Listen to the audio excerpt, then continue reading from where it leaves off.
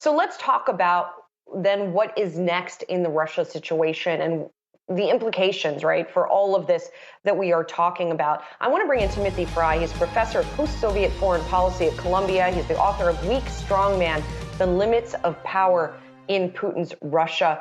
Tim, thank you for being here this morning.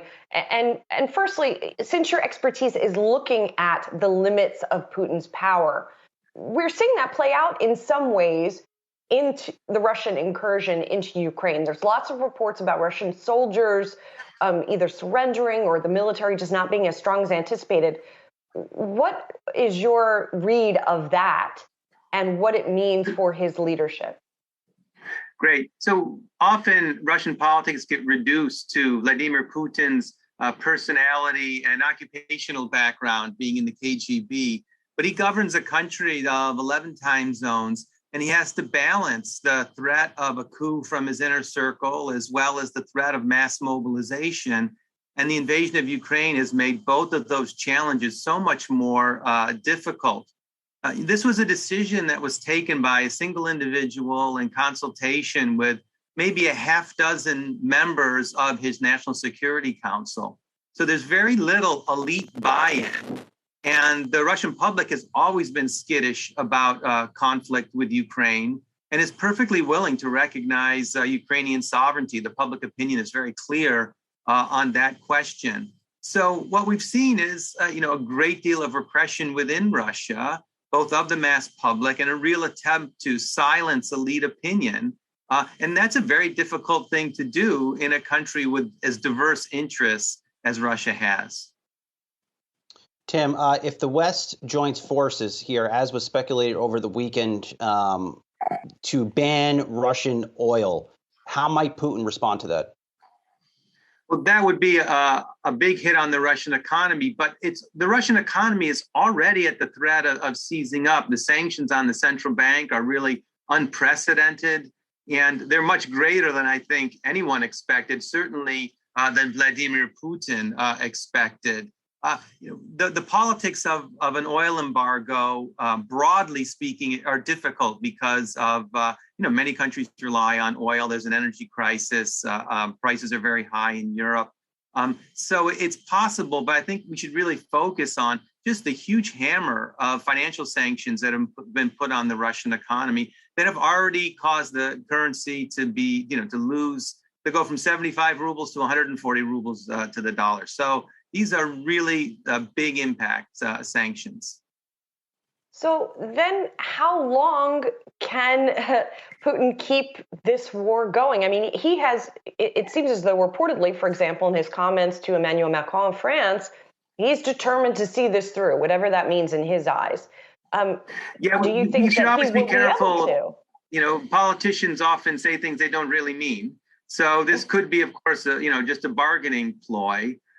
He already has suffered, great costs at home over the execution of the war, which I think widely has been seen as bad. However, we also want to remember it's really difficult to overthrow an autocrat.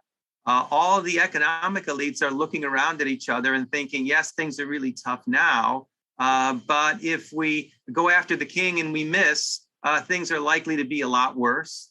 The information environment of Russia is really still controlled by the Russian state, even as lots of videos are getting through. And it's really unclear what direction the kind of battle of hearts and minds are going to go. When your country is involved in a war, patriotic elements within the country often rise up. So I think this invasion is really splitting Russian society between those who favor a view of, fortress Russia, versus those who want to bring Russia into the 21st century. And it's really unclear which side is going to win out. Well, Tim, I know it's tough to say, but in your best estimation, how does this end? I think that at some point, I think in a few weeks, there's going to be a ceasefire, which will be some opportunities for negotiation as the Russians try to resupply themselves. And they'll have to take stock of the great costs that Russia is facing. And one thing that Putin has always been very afraid of domestic instability. So I think the impact of these sanctions and all of the Western policy are less to try to get the economic elites to turn on Putin than just trying to make the country ungovernable. And at some point, that might be one way we could constrain Putin from pushing further into Ukraine and to try to find some negotiated agreement. What would an agreement between Russia and Ukraine look like, you think?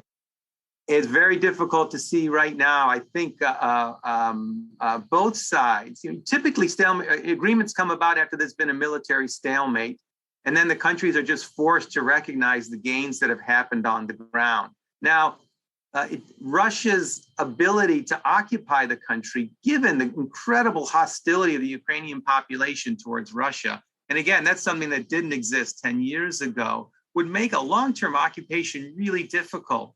So one solution might be, and just floating this, is Ukraine recognizes some independence for the two parts of the Eastern republics, perhaps recognizes Crimea, and then there's some negotiation about what what kind of limits might there be on weapons placed in Ukraine.